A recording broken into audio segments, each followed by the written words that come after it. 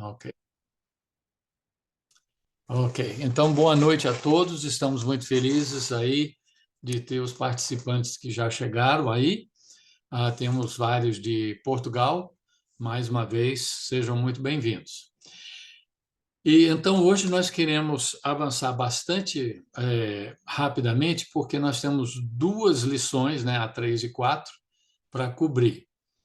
Mais uma vez, vocês podem ver aí, IBNU e o The Mailbox Club, e estão nos apoiando. Estamos fazendo em nome aí da IBNU e com o apoio também do Mailbox Club de Portugal e do Brasil. Então, agora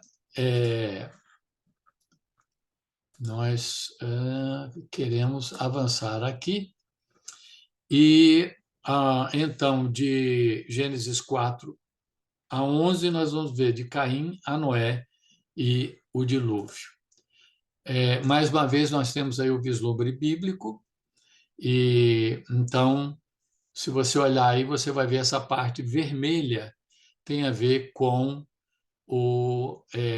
a aliança que Deus fez com Noé, de preservar a humanidade através dele. Mas antes da gente chegar lá, em Gênesis 4, nós encontramos a história de Caim e Abel. Então, se vocês abrirem suas apostilas e acompanharem na sua apostila, vocês vão ver essa história e muita coisa que tem a ver com, inclusive, os dias de hoje. Às vezes a gente pensa, Gênesis, o Antigo Testamento, não tem nada a ver com hoje. Tem tudo a ver. O ser humano, a natureza humana caída é a mesma. E é realmente muito triste a gente parar e pensar que a primeira pessoa gerada, a primeira pessoa nascida, porque Adão e Eva não nasceram, já foram criados adultos. A primeira pessoa que nasceu no planeta Terra se voltou contra o seu próprio irmão e se tornou um assassino. Então é muito triste a gente pensar na nossa história. Temos uma história humana cheia de tragédias, cheia de problemas, mas nós temos a intervenção divina sempre com compaixão, com amor, tentando trazer o ser humano de volta. Então, em Gênesis 4, encontramos aí que coabitou o homem, no caso Adão, é claro, né, com Eva, a sua mulher. Esta concebeu e deu à luz a Caim.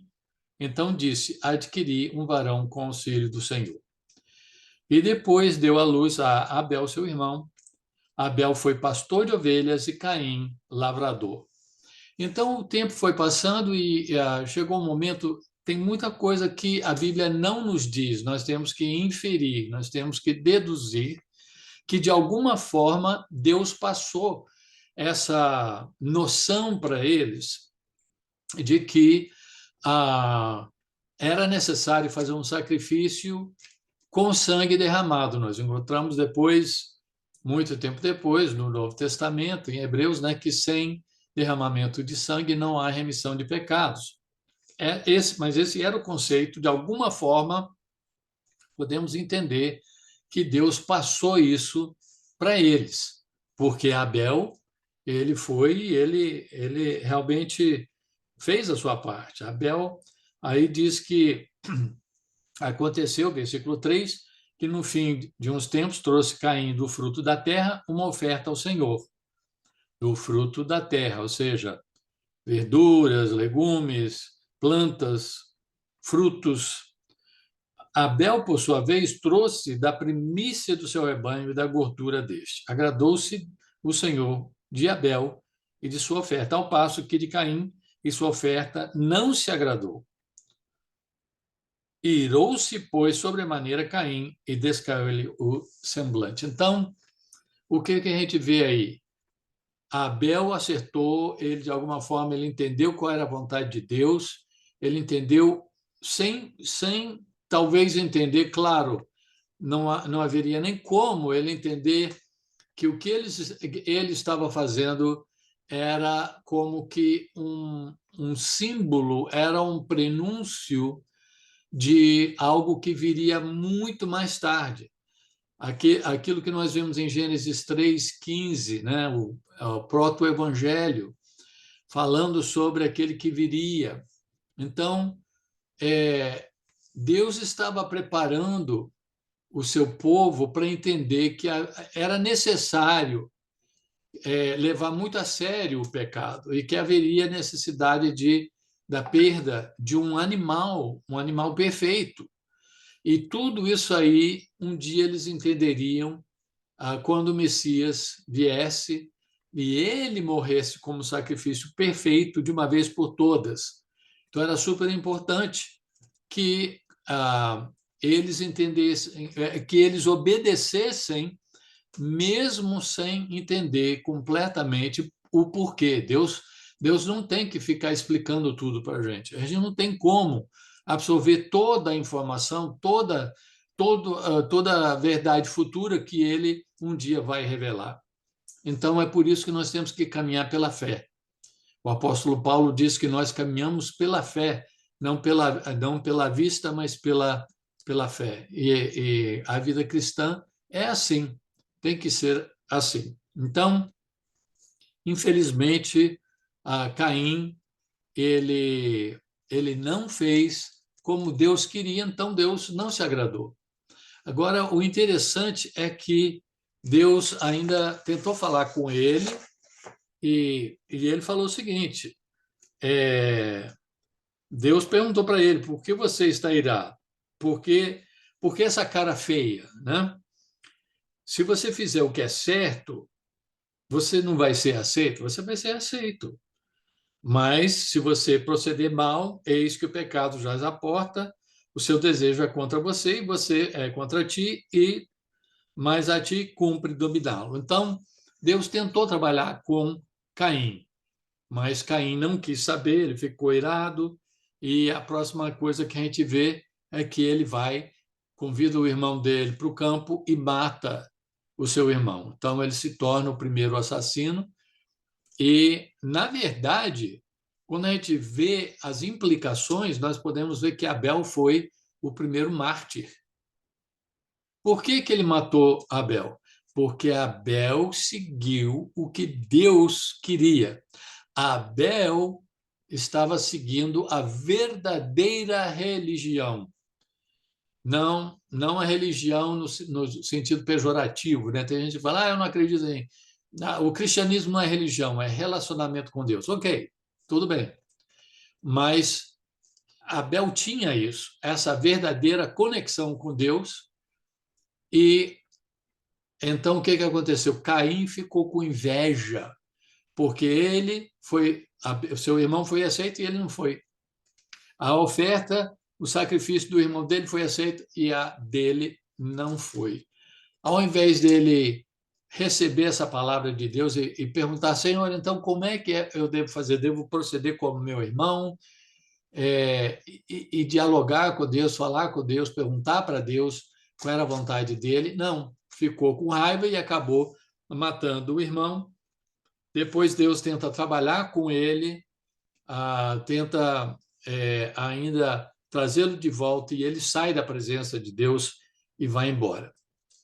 Então, alguns podem perguntar, mas porque ele falou, olha, eu indo embora, o pessoal pode querer me matar. Então, Deus coloca um sinal nele, a gente não sabe qual era o sinal, para que as pessoas não o matassem. Se o matassem, então eles teriam um problema maior ainda. Mas a pergunta que sempre surge é: quem o mataria se só tivesse Caim e Abel? Temos que lembrar que eles viviam por muitos anos.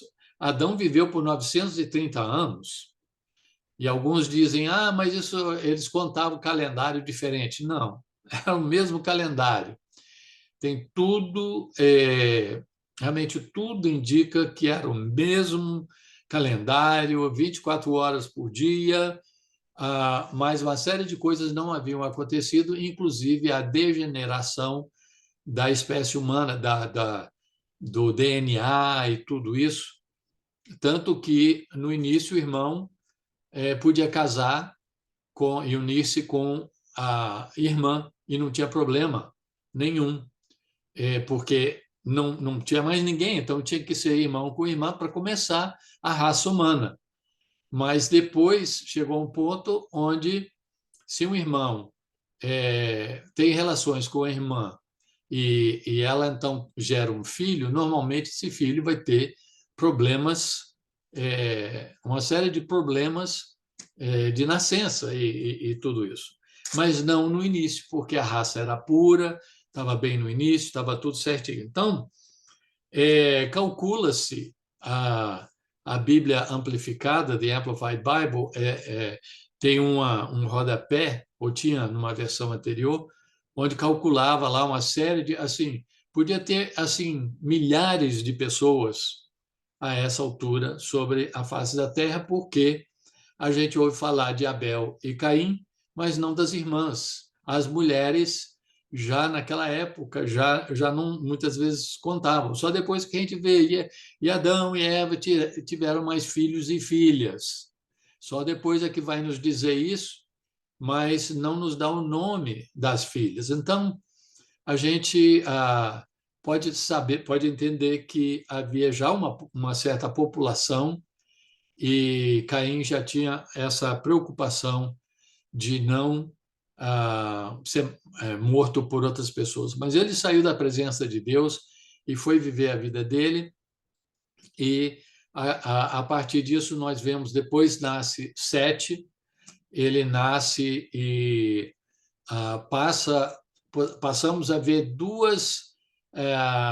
como que duas linhas, duas famílias diferentes. Os descendentes de Sete, que tomou o lugar de Abel, eles buscavam mais a Deus, eles faziam a vontade de Deus, eles aprenderam a buscar Deus, inclusive através da oração. Nós temos, inclusive, Enoque, né, que andou com Deus e Deus para si o levou. Enquanto isso, a família de Caim não mostra, não demonstra esse interesse nas coisas de Deus. Tem um Enoque aí, descendente direto, aí, o filho de Caim, não é o Enoque que nós temos lá em cima, nessa linha aí de cima, não é o Enoque famoso, né, que a gente sempre fala, né, que andou com Deus. Simplesmente era filho de Caim. Caim então teve Enoque, Irade, esses outros até chegar a Lameque, e Lameque teve a grande ideia, foi o primeiro a ter duas esposas. E daí, então, sem comentário, né? Começou essa questão. Parece que uma vez que ele fez isso, deu a ideia para o pessoal, e como o pessoal era nômade, havia um índice muito grande de morte de infantes, né, de bebês. Então, eles tinham que ter muitos filhos, para inclusive para cultivar a terra e tudo isso, e muitas vezes tinham que ter mais de uma esposa para garantir realmente a continuidade da raça humana. Bom, voltando para Sete, nós temos esses descendentes até chegar em Enoque. Enoque, antes de ser trasladado, ele teve a Metusalém, ou Matusalém, que foi a pessoa que viveu por mais tempo, né, sobre a face da Terra, há 969 anos, e ele teve, então, Lameque, que teve, então, Noé. E Noé teve 3 filhos, né, Sem, Cã e Jafete. Então, temos essa linha de tempo aí. Agora, nós encontramos em Gênesis 6, estamos agora já em Gênesis 6, nós encontramos um texto muito, vamos dizer, estranho. Um texto que tem trazido muita controvérsia. E o que diz aqui, então? Como se foram multiplicando os homens na terra, eles nasceram filhas. Vendo os filhos de Deus que as filhas dos homens eram formosas, tomaram para si mulheres, as que entre todas mais lhe agradaram. Então disse o Senhor: o meu espírito não agirá para sempre no homem, pois este é carnal, e os seus dias serão 120 anos. Ora, naquele tempo havia gigantes na terra, e também depois, quando os filhos de Deus possuíram as filhas dos homens, as quais lhe deram filhos, e estes foram valentes, varões de renome na antiguidade. Outras versões falam Nefilim, né? Os gigantes. Viu o Senhor que a maldade do homem se havia multiplicado na terra e que era continuamente mal todo o desígnio do seu coração. Então, aqui a gente vê algo muito estranho acontecendo. Então, anos atrás, eu vi uma interpretação e continuei com essa interpretação, achei que era por aí por muitos anos. Que seria, bom, aquela linha de Sete seria, então, os filhos de Deus. E aquela linha de Caim seriam, então, as filhas dos homens. Mas a família de um com a família do outro não geraria gigantes. E a Bíblia fala claramente sobre gigantes. Inclusive, Judas 1, no Novo Testamento, e 2 Pedro 2, falam sobre esse evento. Então, a gente vê que é algo que você provavelmente nunca ouviu um sermão sobre isso, mas é algo que está na Bíblia e temos que, de alguma forma, entender isso. Então, existe um texto, Enoque, né? Enoque, não, tudo indica que não foi o Enoque da Bíblia que andou com Deus, mas alguém, de alguma forma, colocou o nome de Enoque e colocou algo, e escreveu um livro, e é a única informação um pouco mais detalhada que nós temos sobre essa questão. E tudo indica, então, Judas até diz, os anjos que não conservaram suas posições, ou seja, não se mantiveram como deveriam ter se mantido, né, como seres celestiais e fazendo o seu trabalho, mas abandonaram a sua própria morada e, então, isso parece que está falando sobre esses filhos de Deus. Se você vê os nomes que aparecem na Bíblia para seres celestiais, para anjos, nós vamos ver aí que são chamados de estrelas, são chamados de filhos de Deus e são chamados de mensageiros, como no Novo Testamento também, né, de mensageiros. E nós temos também lá em Daniel aqueles que são vigias, né? Então, aqui tudo indica que esses anjos se rebelaram e eles, naquela época, eles então tiveram relações com mulheres humanas e essas então geraram filhos. E esses filhos foram gigantes. Eu tenho um estudo sobre isso, nós não podemos entrar mais disso aí do que apenas mencionar bem por alto alguns outros lugares na palavra de Deus que aparecem esses gigantes, né, que são os nefilins, que geram alguns chamados Rafa, que geram alguns chamados Arba, que vem então Anak, depois Anaquitas ou Refaíns, e a gente vê isso aí em Números 13, nós vemos em Deuteronômio 1, e nós vemos isso aí em Deuteronômio 3. Então, inclusive um tal de Og, que tinha uma cama de 4 metros de comprimento. E nós temos, inclusive, o que é muito conhecido, a história de Davi contra Golias. E Golias era um dos últimos gigantes, até a época de Davi. Como eles sobreviveram ao dilúvio, a Bíblia não nos diz, né? Mas o fato é que a gente vê esses gigantes mesmo depois do dilúvio, como mencionamos, até a época de Davi, do rei Davi. Bom, o fato é que eles, de alguma forma, esses anjos caídos, fizeram com que eles tiveram uma influência muito negativa, muito grande sobre a raça humana. eles corromperam a raça humana. Então, o dilúvio pode ter vindo para purificar a raça humana novamente, resguardá-la dessa invasão, e também pelo pecado. Aqui diz: o pecado se multiplicou demais. Esses anjos caídos, de acordo com Enoque, ou aquele livro de Enoque, eles ensinavam coisas horríveis ou táticas. Seja como for, o fato é que no versículo 5 a gente vê que a maldade se multiplicou e chegou num ponto em que Deus falou: olha, não dá mais. Isso aí não tem condição. Versículo 11: a terra estava corrompida à vista de Deus e cheia de violência. Então, a gente pode ver aí no versículo 13,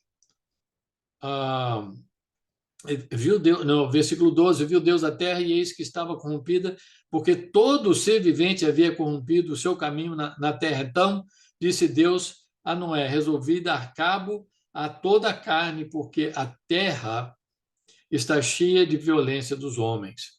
Antes disso, nós vemos uma palavra no versículo 8, que é uma palavra-chave. Essa palavra salvou a humanidade. Essa palavra é porém. Porque Deus diz no versículo 7: me arrependo de ter feito a raça humana, farei desaparecer da face da terra. Chega no versículo 8, ele diz: porém, Noé achou graça diante do Senhor. Por quê? Noé era homem justo e íntegro, ele tinha realmente essa retidão de Deus, era uma pessoa íntegra. E então ele andava, assim como Enoque, ele andava com Deus. E por causa disso, então, Deus decidiu salvar a humanidade através de Noé, sua esposa e seus filhos, e a esposa dos seus filhos. Então, ele estabelece no capítulo 6, versículo 18, nós vemos que ele fala com Noé: contigo, porém, estabelecerei a minha aliança. Palavra crucial aí, vital, palavra-chave: minha aliança. Entrarás na arca, tu e teus filhos, e tua mulher e a mulher de teus filhos. Então, essa aliança é a primeira aliança mencionada formalmente na palavra de Deus, é feita com Noé, com o intuito de preservar, recomeçar a raça humana. Então, Noé, graças a Deus, achou graça aos olhos de Deus, favor aos olhos de Deus.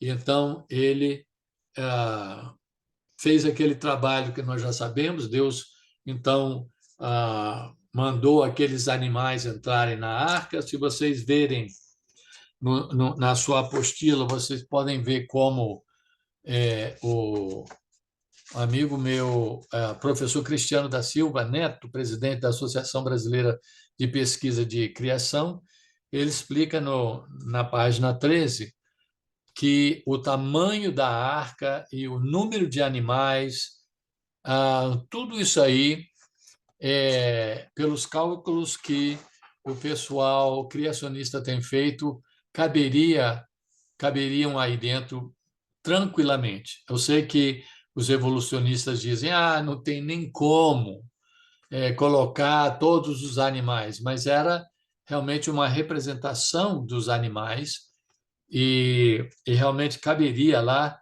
pelos cálculos, 125.280 animais do tamanho de um carneiro, porque tinha 3 andares e era do tamanho de um campo de futebol. Então, não vamos entrar nessa questão, porque é uma história muito bem conhecida, mas Deus explicou, falou, deu instruções para Noé de como fazer a arca e o tamanho e tudo, e ele então trabalhou nessa arca por muitos anos.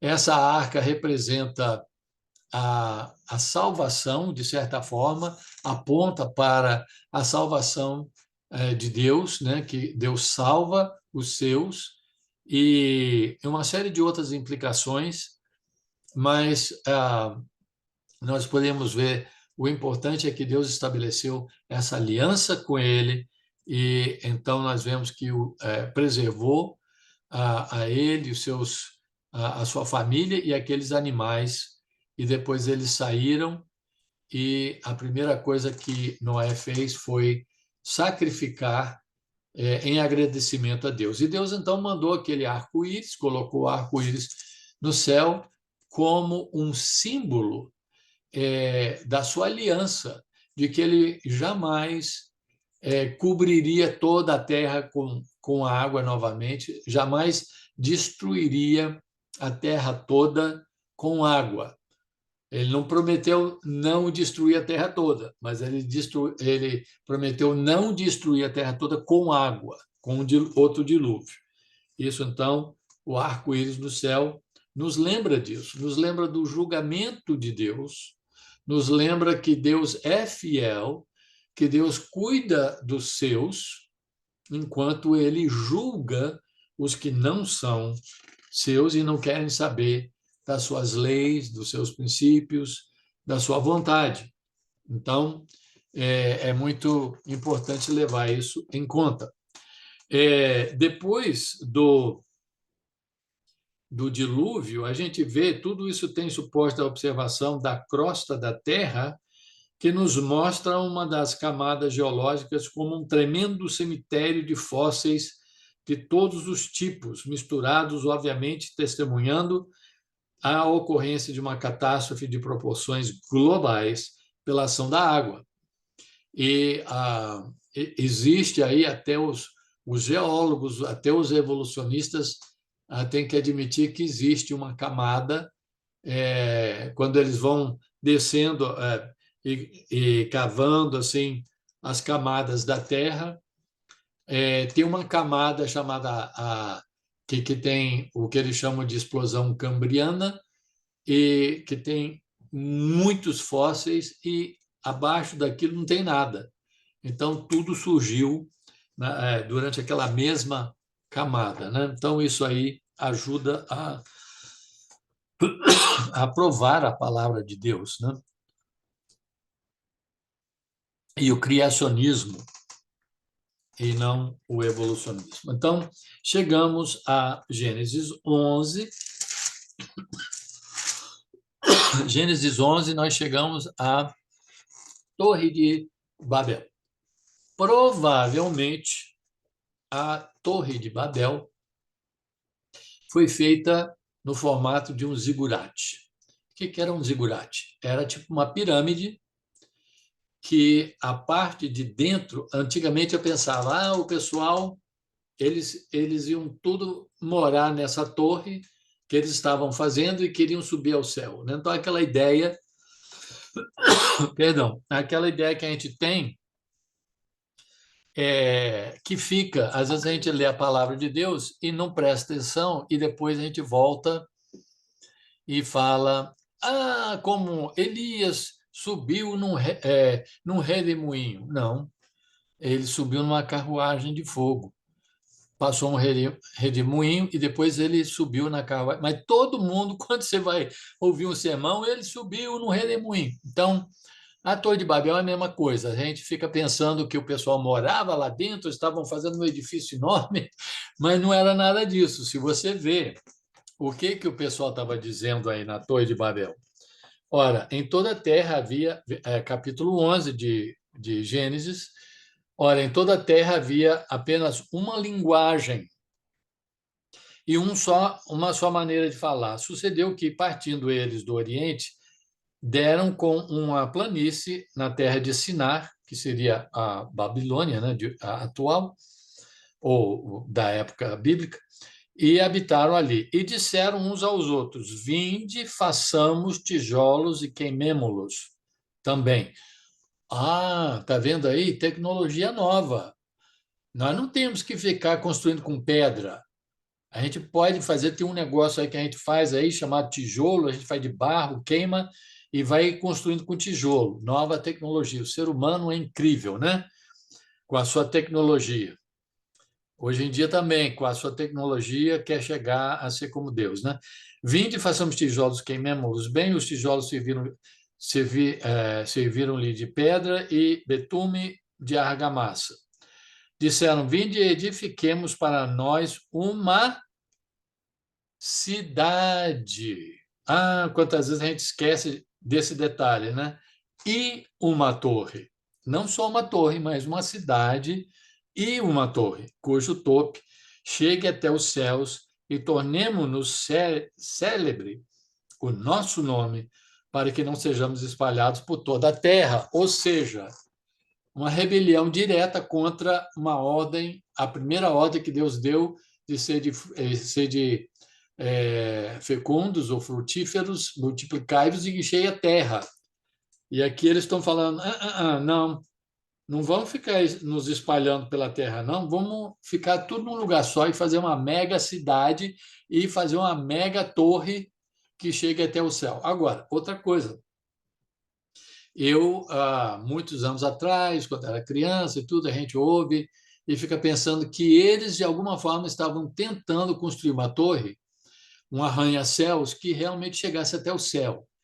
Essa não era a ideia. A ideia, de acordo com uma Bíblia muito interessante de estudo sobre cultura das épocas da Bíblia, havia uma noção, e os zigurate, eles eram construídos assim. A coisa principal do zigurate, adivinha o que é? A escada. A escada subindo até o topo. Veja, lá em cima tem o quê? Tem tipo um templo. Então, o zigurate, eles faziam os tijolos, né? No caso aqui, tijolos queimados e tal, mas lá dentro eles enchiam de terra. Então, ninguém vivia dentro dessa torre. Ela era cheia de terra e ela servia basicamente como sustento para essa escada.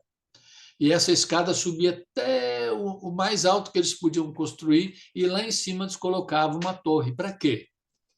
Porque eles tinham uma ideia de que o divino, né, algum deus, algum ídolo desceria e ficaria naquele templo. E é por isso que naquele templo muitas vezes tinha uma cama, tinha uma mesa e às vezes eles iam lá e colocavam comida para esse falso deus. Então é interessante que eles queriam subir e chegar até os céus no sentido de espiritualmente conectar com entidades que na verdade não eram o Deus da Bíblia, né? E o Deus da Bíblia, enquanto eles estavam dizendo vinde edifiquemos, Deus falou, Deus desceu para ver essa cidade e torre que eles estavam fazendo, e o Senhor disse, versículo 6, eis que o povo é um, e todos têm a mesma linguagem. Isto é apenas o começo, agora não haverá restrição.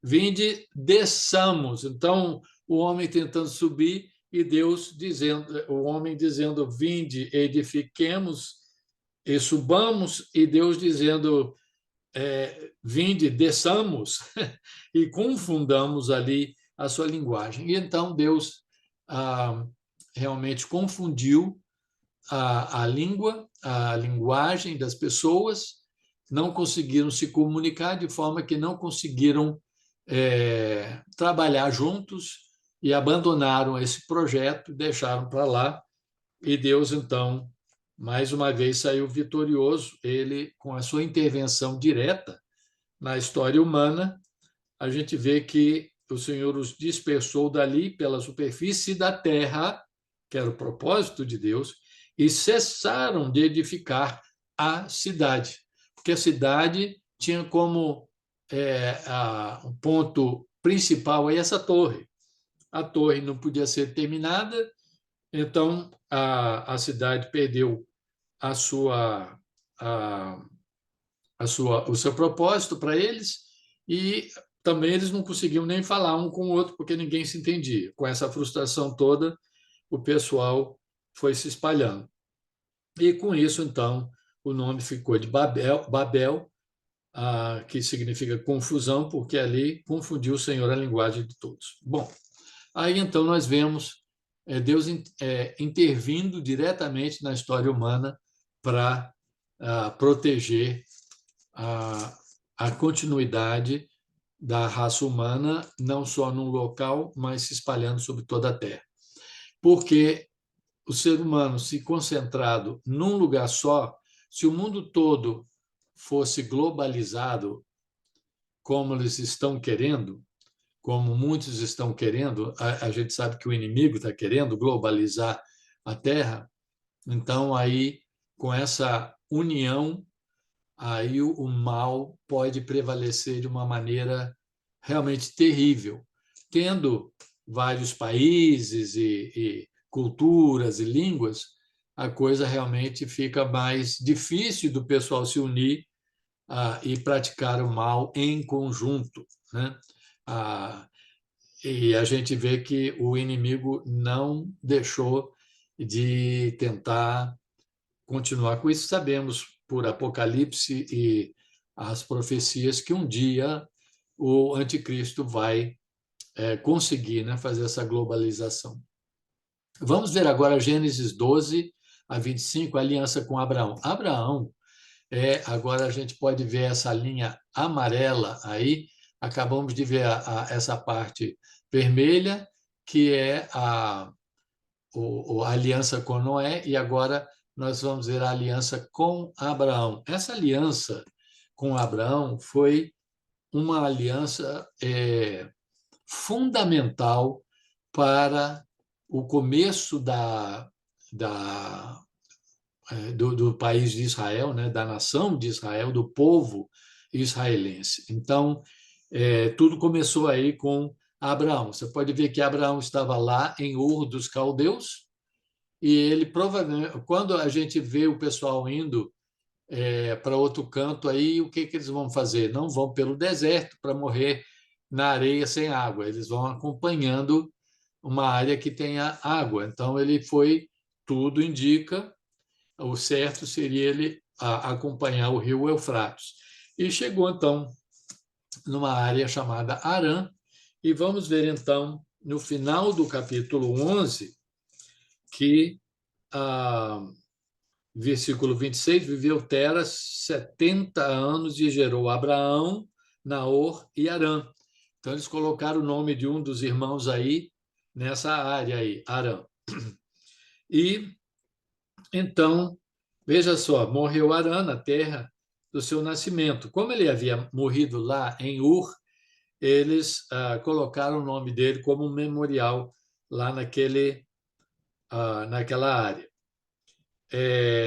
Na terra do seu nascimento, em Ur dos Caldeus, estando Tera, seu pai, ainda vivo. Abraão e Naor tomaram para si mulheres, e Abrão chamava-se chamava-se Sarai, e de Naor, Milca. Sarai era estéril, não tinha filhos, tomou Tera a Abraão, seu filho, e a Ló, filho de Harã, filho de seu filho, e a Sarai, sua nora, mulher de seu filho Abraão, e saiu com eles de Ur dos Caldeus para ir à terra de Canaã. Foram até Harã e ficaram lá. Então, a gente vê que eles saíram com o propósito de irem até Canaã, olha o lado de lá no mapa, lá em Israel. Canaã, que era chamado. E foram para Harã e ficaram lá. Enquanto eles estão lá, Deus coloca no coração de Abraão ainda, né? Abrão, depois vai passar a ser Abraão. Ora, disse o Senhor Deus a Abrão: sai da tua terra, da tua parentela. Então, agora nós vamos ver aí o que Deus falou com ele. Então, foi o primeiro encontro registrado na palavra de Deus, foi aí em Gênesis 12, de 1 a 3, e vamos ver as exigências e as promessas que Deus fez para Abraão. Veja só, ele falou: sai da tua terra, da tua parentela e da casa de seu pai, e vai para a terra que te mostrarei. E ele, então, cumprindo isso, o que Deus prometeu? de ti farei uma grande nação, e te abençoarei e te engrandecerei o nome. Se tu uma bênção, ou tu serás uma bênção. Abençoarei os que te abençoarem e amaldiçoarei os que te amaldiçoarem. Em ti serão benditas todas as famílias da terra. E então partiu Abrão, né, perdão, ele partiu e tinha 75 anos de idade. Então Deus ainda trabalha na vida de pessoas de maior idade. Graças a Deus por isso. É claro que o pessoal vivia mais tempo naquela época, né? Mas Deus começou realmente essa missão principal de Abrão com 75 anos de idade dele.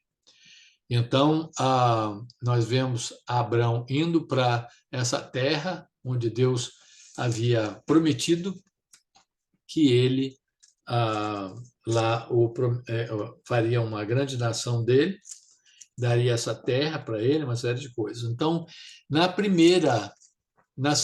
no segundo encontro com Abraão, primeiro a gente vê que Deus ele disse, né? Disse o Senhor. Olha essa parte em branco aí, disse o Senhor. Agora a gente vê apareceu o Senhor para Abrão. Em Gênesis 12, 7, o que ele diz? Apareceu o Senhor a Abrão, ele disse: darei à tua descendência essa terra. Ali edificou Abrão um altar ao Senhor que lhe aparecera. Veja que não chegamos ainda, nós vamos chegar depois em Moisés, se Deus quiser, já na semana que vem. A partir de Moisés, essa questão de sacrificar, de fazer altar e tudo isso começa a ficar mais formal. Só certas pessoas podem sacrificar. Tem um certo ritual, de uma certa maneira, mas não chegamos lá ainda. Então, a maneira de mostrar uma gratidão para Deus, tanto que depois, com Moisés, uma das ofertas, um dos sacrifícios é a oferta pacífica, que é aquela oferta que, ó, não é que eu pequei, não é que eu fiz alguma coisa errada, mas eu estou tão agradecido a Deus, eu quero oferecer uma oferta pacífica. Então, esse tipo, a gente vê que é esse o tipo de sacrifício que Abraão faz aí, um altar ao Senhor, e é tipo assim, como um agradecimento, como olha, eu quero realmente agradecer a Deus e estar conectado com Ele. Bom, então, Deus faz essa promessa, faz uma promessa mais uma vez. Ele diz: darei à tua descendência essa terra. E nós vamos ver que terra é essa, vai ficando cada vez mais claro aí. Primeiro ele diz: olha, essa terra toda onde os seus pés pisarem, o que você vê por aí, isso aí eu vou dar essa terra para você e para a sua descendência. Lembra que no início desse estudo agora, hoje, eu falei da importância de Gênesis para o momento atual, para os dias de hoje. O que estamos presenciando no dia de hoje? Um povo dizendo: Israel não merece ter essa terra era nossa, roubaram da gente, não tem nada a ver, são uma força ocupadora. A Bíblia não diz essa história, não conta nada disso. A gente sabe que isso não é verdade, essa narrativa de que os palestinos, coitadinhos, né? O pessoal de Israel veio e roubou, tomou a terra deles. A gente sabe que não é nada disso e realmente a gente tem que perguntar o seguinte: quem é o dono do planeta Terra? Deus, será que ele tem o direito de pegar um pedacinho do planeta Terra e dar para um povo que ele quer dar aquela terra? Claro que sim. Então, já naquela época, tipo 2000 anos antes de Cristo, Deus prometeu essa terra para Abraão. Então, a gente vê como é importante a gente ir entendendo o Velho Testamento, o Antigo Testamento, e como tem tudo a ver com o que ainda está acontecendo nos nossos dias. Então, no terceiro encontro, no capítulo 13, de 14 a 15, disse o Senhor a Abrão, depois que Ló se separou dele. Olha como Abrão ele é o pai da fé, ele realmente saiu com a cara e a coragem, ele saiu com obediência e fé, sem resmungar, sem questionar, mas Deus tinha falado, sai da sua parentela, lembra? E Ló quis ir com ele, ou ele quis levar Ló com ele, e só deu problema. Uma vez que ele separou de Ló, olha, Ló, você escolhe o melhor lugar aí para você, vai para lá, se você for para lá, eu vou para cá. Se você subir para lá, eu desço para cá.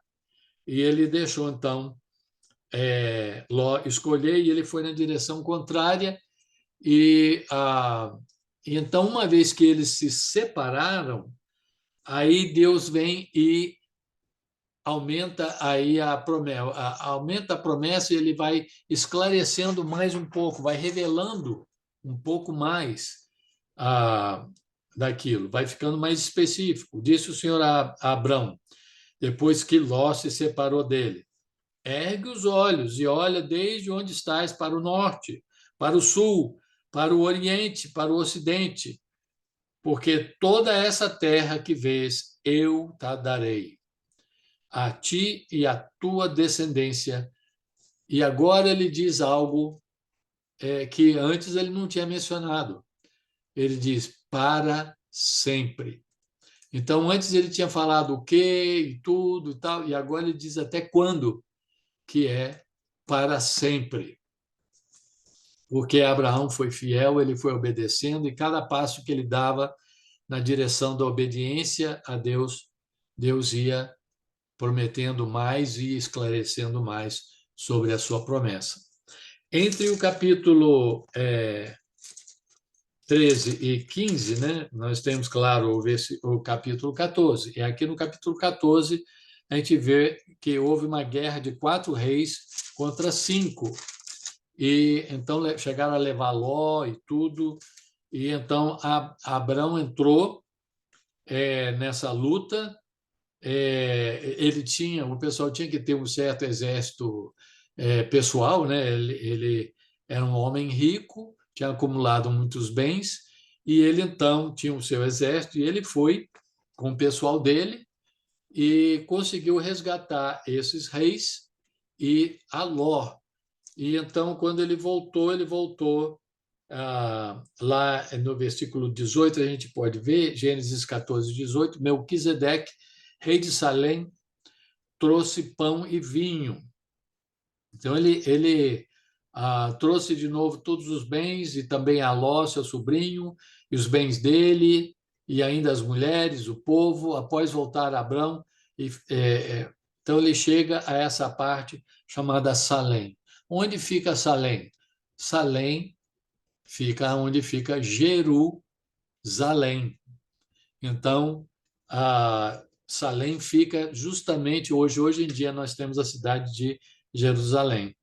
E esse homem, essa pessoa misteriosa, que a gente vai descobrindo na palavra de Deus em poucos lugares, só em Salmos e depois em Hebreus, ele não tinha pai nem mãe, ele surge do nada, e esse Melquisedeque é chamado de rei de Salém. Olha que interessante. Trouxe pão e vinho. Pão e vinho a gente celebra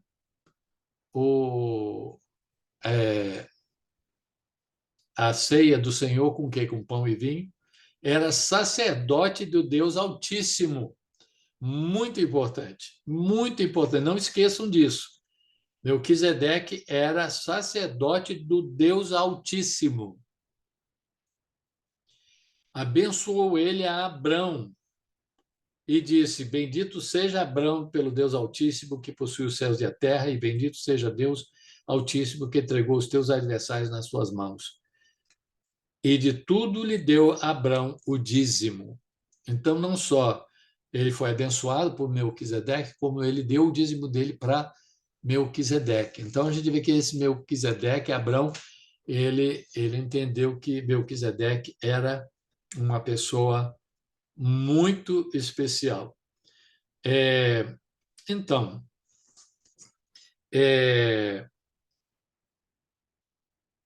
aqui nós vemos alguém que nós entendemos que prefigura a Cristo, e depois nós vamos ver que Jesus ele veio da linha de Melquisedeque em termos da sua do seu sacerdócio, mas estamos mais ou menos colocando, adiantando as coisas um pouco demais, mas é entender que ele era o rei de Salém, rei de Jerusalém, dessa área, e um sacerdote do Deus Altíssimo. E vamos manter isso em mente e depois no futuro vai fazer mais sentido. E aí, então, no quarto encontro com Abraão, Deus faz a sua aliança. Antes, tudo que Deus foi tratando com Abraão, nós podemos ver que era tudo assim, bate com o que seja uma aliança, mas ainda não tinha sido chamado de aliança. Quando nós chegamos aí em Gênesis 15, versículo 6, aí nós vemos a palavra aliança pela primeira vez em relação a Abraão. Ele creu no Senhor e isso lhe foi imputado por justiça. E no versículo 18, naquele mesmo dia fez o Senhor aliança com Abraão, dizendo: a tua descendência dei esta terra, desde o rio, olha só, mais detalhes agora, desde o rio do Egito até ao grande rio Eufrates. Então, aqui nós vemos no capítulo 15 muita coisa interessante e importante, essa aliança sendo firmada no versículo 18, Abraão passando a ser o pai da fé, no versículo 6, porque ele creu no Senhor e isso lhe foi imputado ou creditado por justiça, e você pode ver lá em Romanos 4, 3 e Gálatas 3, 6, você pode ver como isso se aplica completamente, né? Essa questão da fé, não é uma invenção do apóstolo Paulo, não é uma coisa que entra só no Novo Testamento, é algo que veio até antes da lei ser dada por Moisés. Então, a lei dada por Moisés, nós vamos ver que a lei não salva, ela só serve como espelho para mostrar a nossa condição e os padrões de Deus. E então, Abraão passa a ser aquele que é justificado pela fé, o pai da fé, e aquele com quem Deus estabelece a sua aliança formal. E aí ele então fala com ele: olha, a tua descendência dê essa terra, desde o rio do Egito até o Eufrates. Então aí nós podemos ver alguém, eu peguei isso aí da internet, a gente pode ver esse rio aí embaixo, seria o rio do Egito, não seria o Nilo, provavelmente. Alguns acham até que seria o Nilo, mas provavelmente não. É um rio menor aí que divide essa área da nação do Egito. Até lá em cima, você pode ver o Eufrates, lá em cima. Então, tudo indica que toda essa parte aí, Deus deu, inclusive entrando no que seria a Síria hoje em dia. Então, Deus deu toda essa parte aí, pegando um pouco do Jordão também, para Abraão. Isso aí nós não vemos isso na posse dos israelenses, do povo de Israel hoje em dia, mas isso aí foi prometido para eles por Deus, toda essa área aí. E o quinto encontro de Abraão com Deus se dá no capítulo 17, onde o Senhor apareceu a ele e ele muda o nome dele de Abrão para Abraão, ou seja, de pai exaltado para pai de uma multidão ou de numerosas nações, ele com 99 anos de idade, e ele fala, mas como que vai ser isso? Eu não tenho. Nós temos o nascimento de Ismael, mas não temos de Isaque ainda. Então, ele tinha 100 anos depois, quando Deus então começa realmente a cumprir aquela. Ele teve que esperar 25 anos pelo nascimento do filho da promessa. Até lá ele estava só esperando Deus cumprir. Eu vou fazer de você uma grande nação. Só que para fazer uma grande nação tem que ter filho. E o filho não vinha, então ele acabou tendo um filho através da serva de Sarai, né, que era um costume que tinha na época, se não puder ter filho, então era um costume dos povos na época, mas não era a vontade de Deus, e a gente sabe que isso dá problema até hoje, né? Os descendentes de Ismael e com os descendentes de Isaac.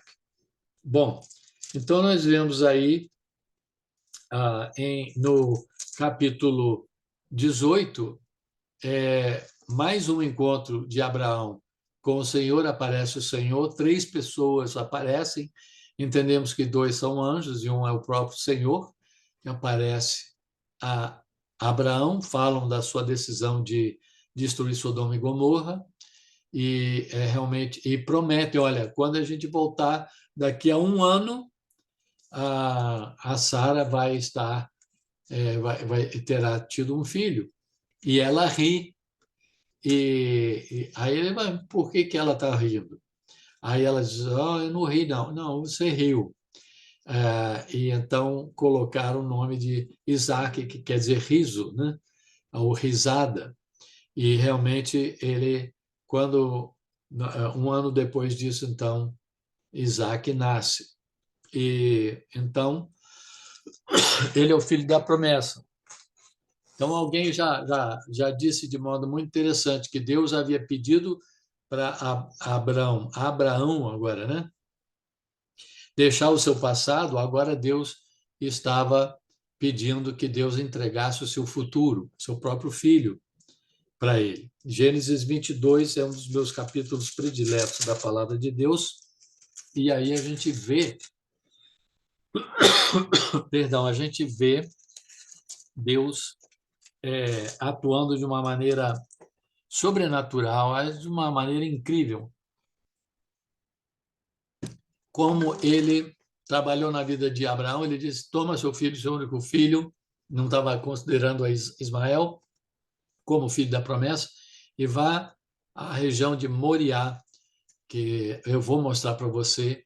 Ele vai, depois ele fala com seus servos, olha, vocês fiquem aqui, eu vou com meu filho sacrificar lá naquele monte e voltaremos. Então ele, de alguma forma, apesar de que Deus falou para sacrificar, ele sabia que Deus, de alguma forma, o pouparia ou até o ressuscitaria, como nós vemos lá em Hebreus, que ele teve essa fé.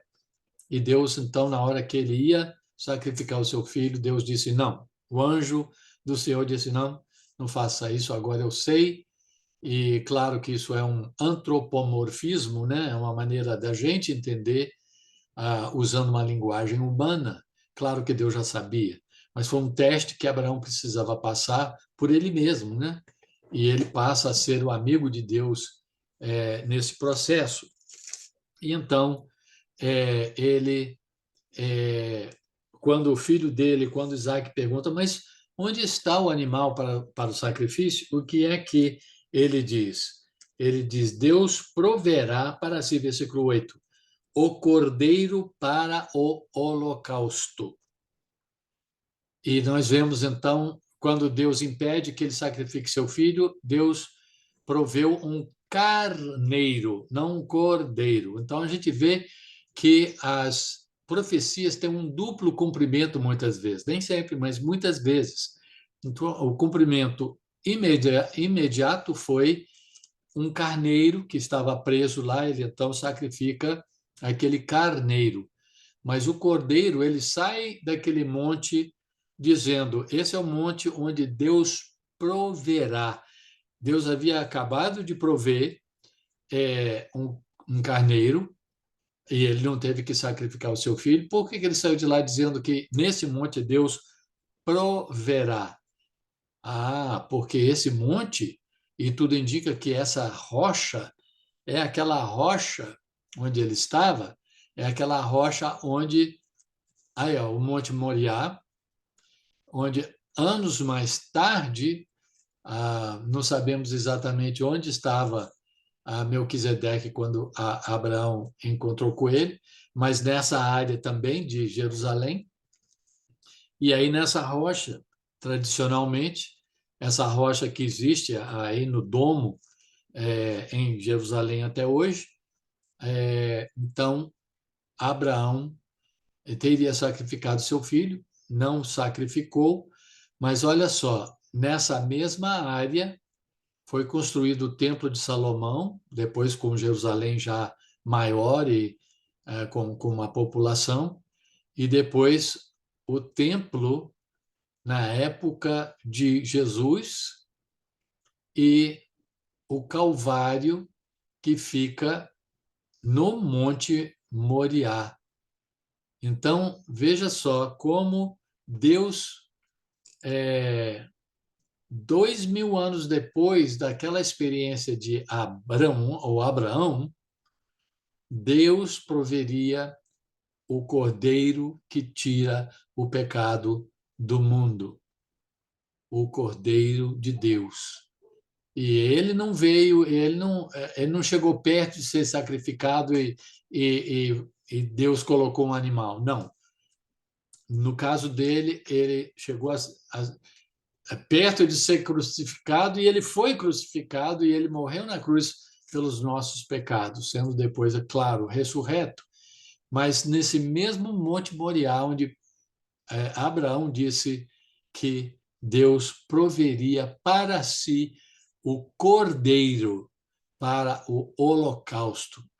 E então, para a oferta queimada, a oferta onde o animal era consumido completamente, sacrifício para Deus. Então, nós vemos aí essa história realmente profunda demais, que aponta diretamente para Cristo. E vamos ver como o Antigo Testamento tem uma história atrás da outra que apontam para a vinda do Messias, para a vinda do prometido, para a vinda do Filho de Deus. Assim como Isaac era o filho da promessa, Jesus foi o filho da promessa que viria para salvar toda a humanidade. E assim, dessa forma, Abraão seria instrumento para beneficiar e abençoar todas as famílias da terra, todas as nações da terra, através da sua semente, através do seu herdeiro, daquele que viria anos depois, através dele, da sua linhagem. Então, nós vemos Deus cumprindo a sua palavra e nós vemos essas profecias e essa história linda, maravilhosa de Deus trabalhando através daqueles que ouvem sua voz, obedecem e fazem o que Deus mostra. E muitas vezes Deus não mostra tudo, mostra uma parte e a gente tem que dar aquele passo de fé. Que Deus possa abençoar a cada um de nós. Agora, o que você vai fazer com essa informação? Essa informação agora não é só para informar, mas é para transformar. E cada um de nós é responsável por aplicar isso às nossas vidas à medida que vamos caminhando com Deus, como Enoque, como Noé, andando com Deus, caminhando com Deus. Que Deus abençoe a cada um e esperamos ver cada um de vocês na semana que vem, se Deus quiser, na lição 5, onde veremos sobre Isaac, Jacó e José, e depois sobre Moisés também, lições 5 e 6. Que Deus abençoe a cada um. Obrigada. Amém. Obrigada. Muito boa aula. Amém. Amém.